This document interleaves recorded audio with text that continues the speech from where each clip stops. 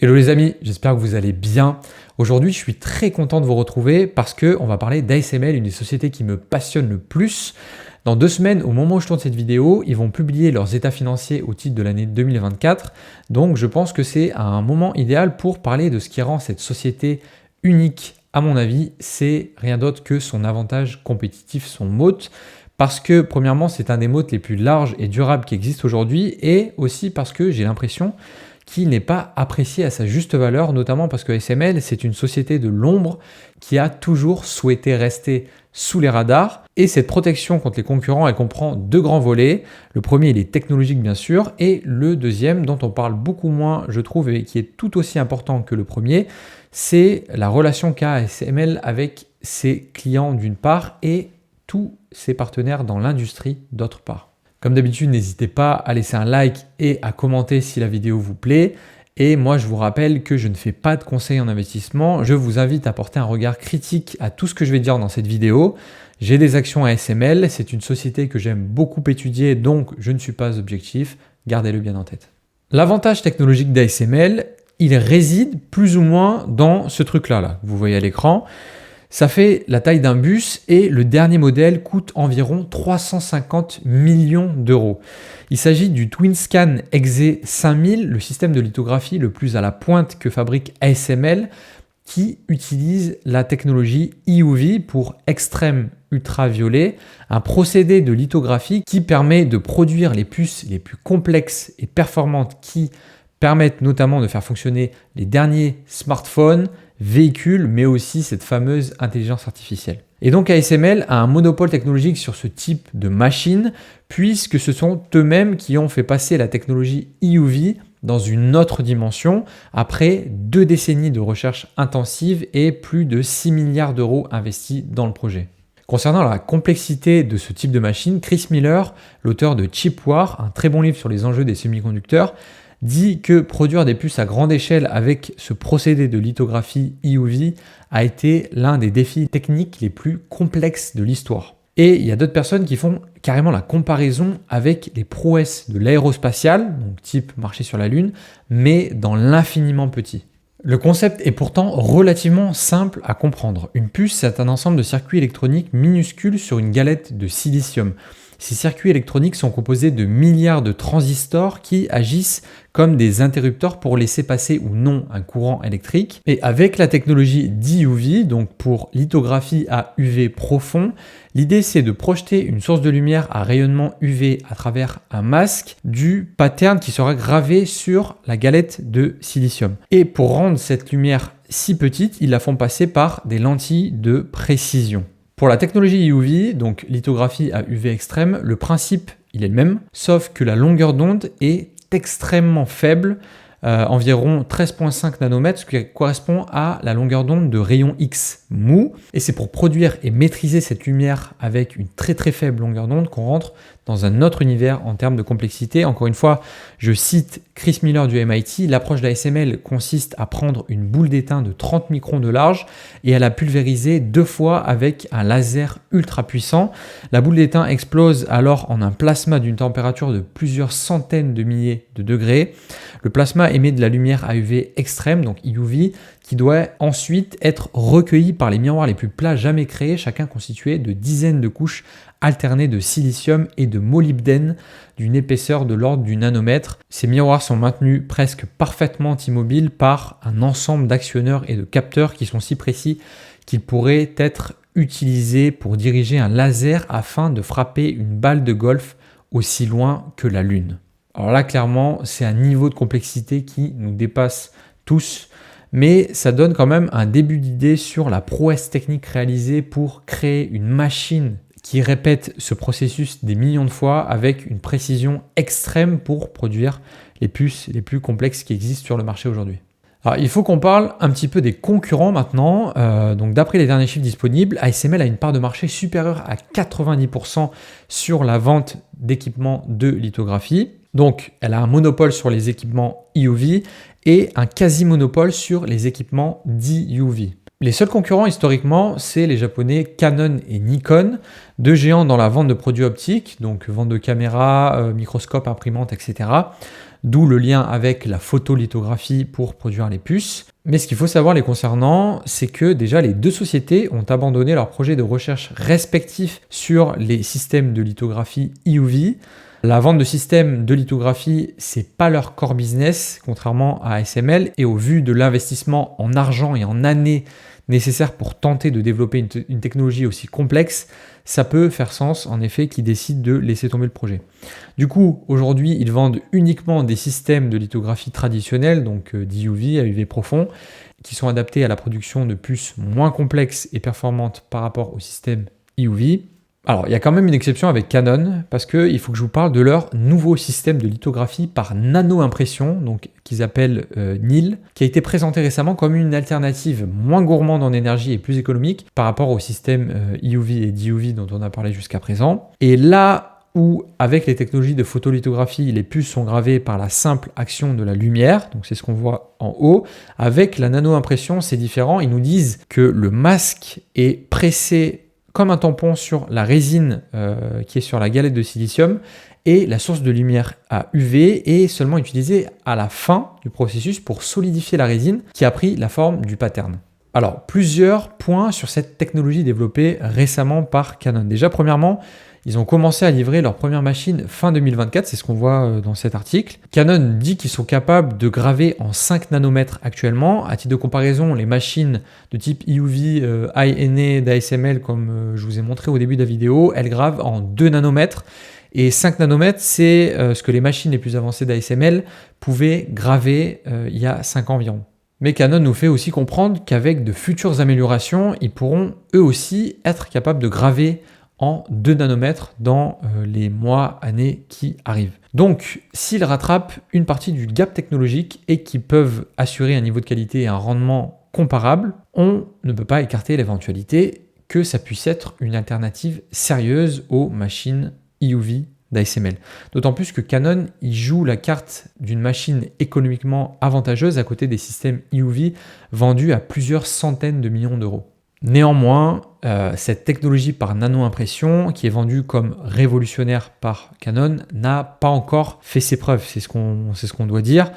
On a brièvement abordé la complexité quand il s'agissait de produire à grande échelle des puces gravées de plus en plus finement. Donc c'est très probable que Canon, eux aussi, continueront à rencontrer des challenges techniques de taille sur leur chemin pour rattraper leur retard technologique. Et ensuite, la deuxième chose qu'on peut dire, c'est que bien qu'elles soient moins coûteuses que celles d'ASML, les machines de Canon ne font pas l'unanimité, en tout cas pour l'instant, auprès des plus gros acteurs du marché comme TSMC, Samsung ou Intel, parce que les machines d'ASML, notamment EUV, ont beau coûter très cher, même très très cher, mais elles sont extrêmement performantes. Et c'est tout ce qui importe pour les fonderies qui sont dans une logique de rendement, c'est-à-dire combien j'arrive à générer en produisant ces puces versus ce que ça me coûte. Maintenant, quid du risque de disruption technologique venant d'autres acteurs? Ça pourrait par exemple venir de Chine. On sait qu'ASML a l'interdiction de vendre ses machines EUV à des clients chinois, donc les fonderies chinoises, elles sont limitées dans les puces qu'elles sont capables de produire. Et du coup, je comprends qu'il y a plusieurs projets EUV en cours en Chine depuis quelques années. C'est le cas notamment de la société donc, Shanghai Microelectronics Equipment, qui est un petit ASML chinois, entre guillemets, ou encore le géant de la tech chinoise Huawei. Donc ces deux sociétés, elles ont commencé depuis 2023 au moins à déposer des brevets concernant la technologie de lithographie EUV. Et ce qu'il faut dire, c'est qu'actuellement, ils ont un retard technologique important sur Canon et Nikon et encore plus sur ASML, mais on ne peut pas exclure la possibilité qu'un autre acteur, chinois ou non, parvienne à développer une technologie similaire, donc EUV, ou alternative, comme celle de Canon, qui permettent de produire à grande échelle des puces super complexes. Néanmoins, encore une fois, on peut dire sans trembler qu'à court, moyen terme, c'est assez peu probable que quelqu'un y parvienne pour une raison simple, c'est les barrières à l'entrée très élevées du secteur. Mener à bout à un projet pour développer une machine de la sorte, ça demande tellement de temps et de ressources que ça disqualifie automatiquement tous les acteurs de petite et moyenne taille, vu qu'ils n'ont pas la taille suffisante pour absorber le niveau d'investissement et de coûts fixes colossaux sur une longue période de temps. Et deuxième point, non seulement ASML a une avance technologique très importante, mais en plus, il continue de creuser cet écart année après année. C'est ce qu'on voit sur cette slide qui vient de leur présentation qu'ils ont fait à l'Investor Day 2024. En 2023 et 2024, ils ont dépensé plus de 4 milliards d'euros en R&D, soit 10 à 15% de leurs revenus, et ils visent les 6,6 milliards de R&D en 2030. Et ça veut dire qu'ils veulent continuer d'innover, d'améliorer la productivité de leurs machines et de sortir des modèles de manière régulière. Cette seconde dimension du moat, elle concerne la relation durable qu'a ASML avec ses clients et ses fournisseurs. Et elle implique notamment que même si la disruption technologique devait arriver, on n'est même pas sûr que les clients d'ASML aillent chercher ailleurs, entre guillemets. À première vue, on a tendance à penser que la protection d'ASML est purement technologique, mais on va voir que cette seconde dimension est tout aussi importante. Déjà, l'industrie des semi-conducteurs est une industrie qui est historiquement très peu intégrée verticalement du fait de la complexité technique de toute la chaîne de production. C'est-à-dire que vous avez des tas de sociétés spécialisées sur une étape ou une famille d'étapes qui travaillent ensemble. Par exemple, une société comme Nvidia qui design les puces mais qui ne les produit pas, on appelle ça du coup fabless. C'est TSMC, la plus grande fonderie au monde, qui s'en charge. Et TSMC, ils utilisent notamment les systèmes EUV d'ASML pour leur production. Et les équipements d'ASML sont eux-mêmes composés de milliers de composants fabriqués par des tas d'entreprises différentes. Quand on est une société de ce secteur, on ne peut pas s'en sortir tout seul, c'est trop complexe.